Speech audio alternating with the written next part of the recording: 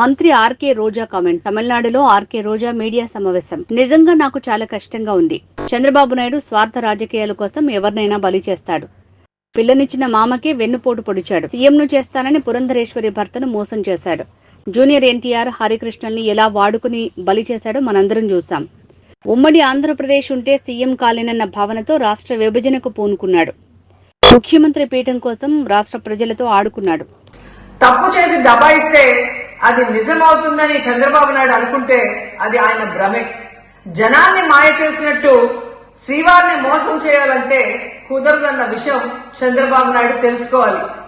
నిన్న జగన్ గారు తన తిరుమల పర్యటన మీద స్పష్టంగా ప్రెస్ మీట్ పెట్టడం జరిగింది. అయినా దాన్ని ఒప్పుకోకుండా చంద్రబాబు నాయుడు తప్పుల మీద తప్పులు చేస్తూ మళ్లీ మాట్లాడతాడు.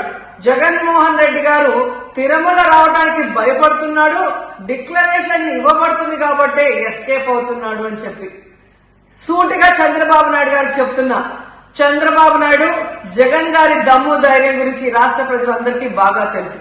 నిన్న కూడా ఆయన భయపడేవాడైతే అంత స్పష్టంగా ప్రెస్ మీట్ పెట్టి ఏ విధంగా తన మతం మానవత్వం, తను ఏ విధంగా బైబిల్ చదువుతారు, బయటకు వచ్చినప్పుడు హిందువుల మనోభిప్రాయాల్ని గౌరవించి గుళ్లకు వచ్చి పూజలు చేస్తారు, అలాగే మసీదులకు వెళ్లి ఎలా పూజలు చేస్తారు, అలాగే సిక్కుల్ని గౌరవించి ఎలా వాళ్ళ పూజలు చేస్తారో చెప్పడం జరిగింది.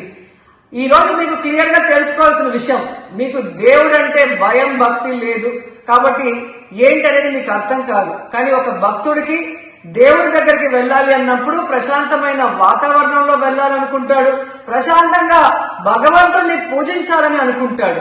కానీ ఈ రోజు మీరు జగన్మోహన్ రెడ్డి గారు తిరుమలకు వస్తారని అనౌన్స్ చేసిన దగ్గర నుంచి బీజేపీలో కొందరు, జనసేన, తెలుగుదేశం పార్టీ ఎలా అలజడి సృష్టిస్తున్నారో అందరూ కూడా గమనిస్తున్నారు.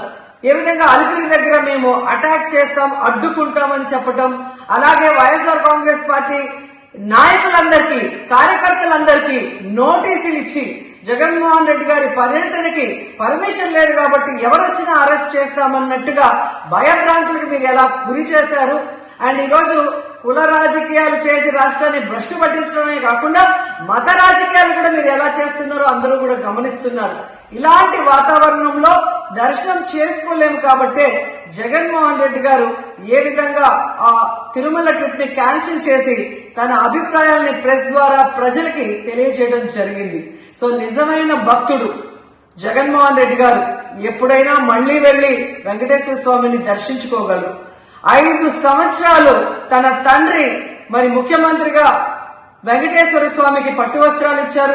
జగన్మోహన్ రెడ్డి గారు 5 సంవత్సరాలు మరి పట్టు వస్త్రాలు ఇచ్చిన తర్వాత ఈ నీచమైన రాజకీయాలు చేస్తూ డిక్లరేషన్ పేరుతో మీరు మాట్లాడుతూ ఎవరు అడ్డుకున్నారు అని చెప్పి మళ్లీ దిగజారుడు రాజకీయాలు చేస్తున్నారు. సో భగవంతుడితో పెట్టుకున్న చంద్రబాబు నాయుడు నీతో పాటు ఆడిస్తే ఆడే వాళ్ళందరికీ కూడా భగవంతుడు గట్టిగా సమాధానం చెప్తాడు.